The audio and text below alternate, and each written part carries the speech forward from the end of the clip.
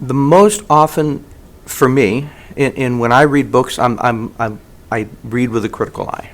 And I'm very particular. I love certain authors. I won't go back to other authors, even though they're bestsellers. And so for me, one of the things that I find authors make that bothers me the most is the world is not important unless it's important to the character. And it's important to how the character reacts to the plot. And so oftentimes you see authors trying to upfront a description of their world. They're trying to give you a picture of kind of where you're at and the surroundings, and that might have some bearing later on. But I find that it's more compelling to let the characters drive even those kinds of stories, and then fill in those blanks as the characters are experiencing them within the context of the plot. And there now you've got a reason to say why the trees are always blue in the winter. Right? Now you've got a reason to explain why sorcery works in a certain way in this instant. Now you've got a reason that the reader needs to know as to why that world works the way it does. Too much upfront and too much exposition, and it can be eloquent, and it can be literary, it can be beautiful, and it can be compelling, but it can also leave the writer to say, well, how is this connected to what I'm reading about? And what I'm really reading about is not the world, is the characters. And which also gets into its kind of second part, and I have to deal with this myself. When I research, I might create vast volumes of information, but I'm always going to just look for that one or two or three key golden nuggets that is like, oh, that's rich. I got to build that into the story. But if I tried to explain the vast knowledge of research that I had, it would become this an unending volume of information that didn't have context to the story. So the second mistake I see people make is to try and go into elements of the world that don't necessarily move the story forward.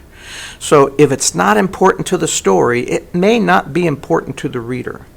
And there are some exceptions. You can go in little bits and pieces here and there, but you really have to kind of have that as the golden rule of saying what needs to go in, what needs to stay out. Maybe I save it for another book. Maybe it's a cool element, but it may be just not for this story. And as an author, you're always trying to make that, okay, which of my children am I going to love today? Right, and you have to make those choices because no story can include it all. No story can include the whole world. And even though you've got this incredible imagination and you've created this vast world, stick to the pieces of it that really move your story forward. Now, and the other piece I would say is don't clump it. Don't get to a chapter where you say, okay, now I got to explain this whole thing. Dole it out in bite sizes. Make it part of the dialogue. Have it reveal it to the reader through the character's personal POV or their inner thoughts or what they're saying or what they're experiencing.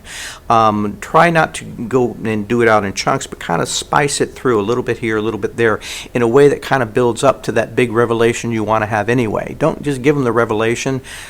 Tease them about the revelation and bring it through and make it a part of how people are acting in a natural way. And I think those are really the key three things for me. I think the last thing would be we live in a time where there's so much information. There's history, there's economics, there's social media, there's television, there's books, and readers have an intuitive feel for how things work together. And if there's parts of your world that are inconsistent with how characters react or the plot, they'll pick up on it.